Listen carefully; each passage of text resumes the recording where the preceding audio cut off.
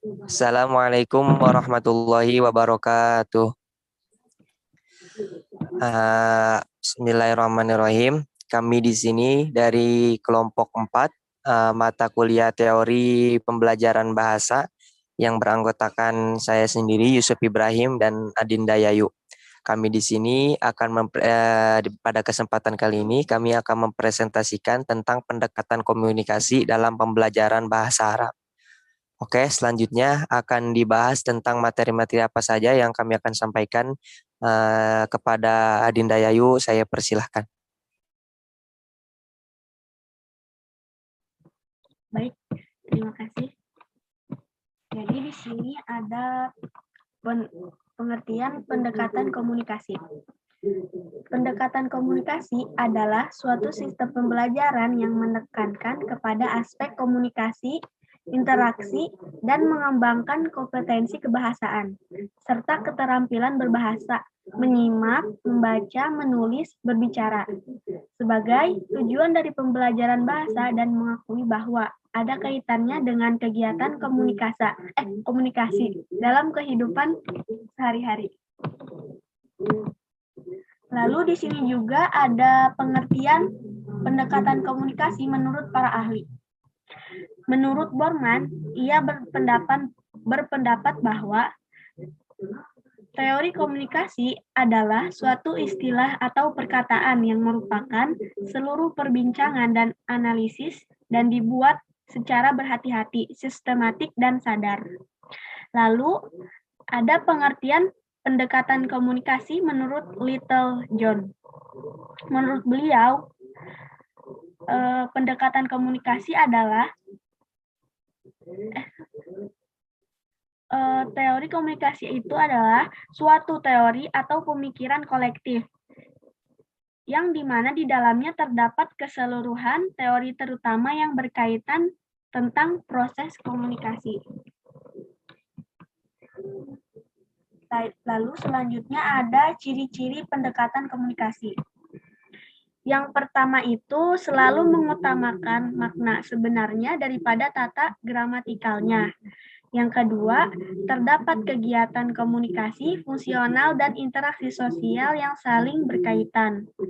Yang ketiga, pembelajaran berorientasi pada pemerolehan kompetensi komunikatif, bukan pada ketepatan gramatikal yang mana pemahaman bahasa dapat diterapkan dalam kehidupan sehari-hari. Lalu yang keempat,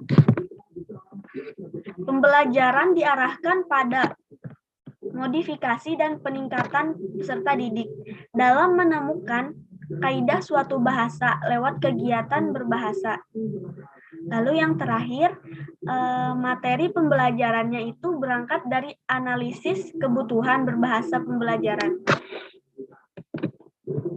Lalu selanjutnya ada kelebihan pendekatan komunikasi. Yang pertama itu, peserta didik dapat termotivasi untuk mengembangkan keterampilan dalam berbahasanya setelah mengetahui bahwa ada kaitannya dengan penggunaannya dalam kehidupan sehari-hari. Lalu yang kedua, peserta didik akan lebih mudah untuk berkomunikasi dan berinteraksi dalam kehidupan sehari-harinya. Lalu yang ketiga, peserta didik dapat memiliki kemampuan menerapkan pengetahuan kebahasaannya dalam kehidupan sehari-hari. Lalu selanjutnya ada kekurangan pendekatan komunikasi yang akan dijelaskan oleh Yusuf.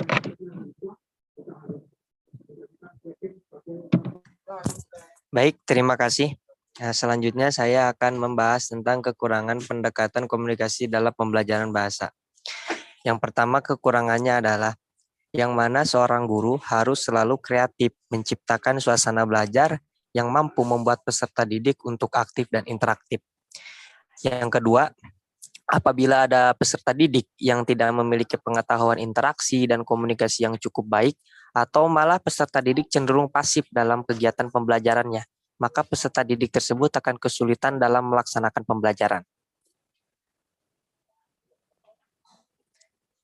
Selanjutnya. Nah, Langkah-langkah yang harus kita lakukan untuk melakukan pendekatan komunikasi dalam kegiatan pembelajaran bahasa. Yang pertama, tahap persiapan, yang mana seorang guru perlu merumuskan tujuan pembelajarannya dan menyiapkan berbagai strategi yang baik untuk yang berhubungan dengan pokok bahasan yang diajarkan. Yang kedua, tahap pelaksanaan. Seorang guru harus menyajikan materi pelajarannya dengan memanfaatkan pendekatan komunikasi, sehingga pembelajaran terjadi berlangsung efektif dan efisien. Dan yang terakhir adalah tahap evaluasi, yang mana seorang guru mengadakan evaluasi materi pelajaran.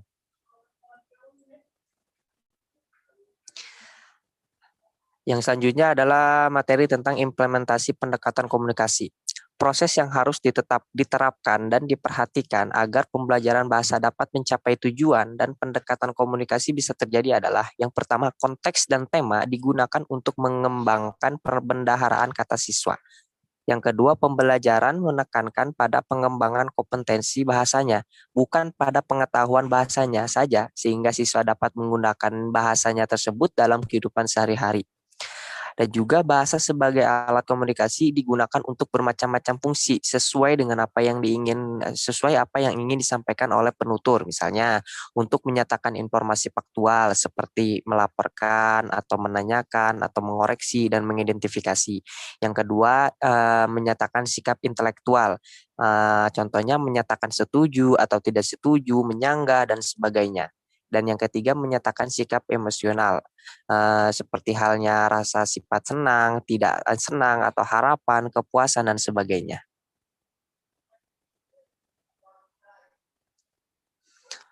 Adapun contoh dari pembelajaran dengan pendekatan komunikasi kita bisa lihat di sini, yang mana ketika terjadi tanya jawab antar peserta didik dengan guru, maka pasti akan terjadi interaksi dan pertukaran komunikasi.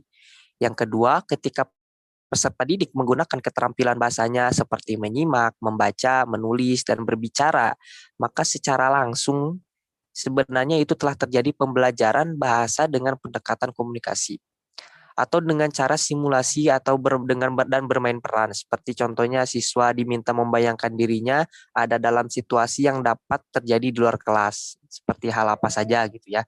Yang kedua, siswa diminta memilih peran tertentu dalam suatu situasi. Dan yang terakhir, mereka diminta berbuat seperti kalau situasi ini benar-benar terjadi sesuai dengan peran mereka masing-masing. Nah, itulah contoh-contoh dari pembelajaran dengan pendekatan komunikasi yang bisa kita coba atau sebenarnya sering terjadi.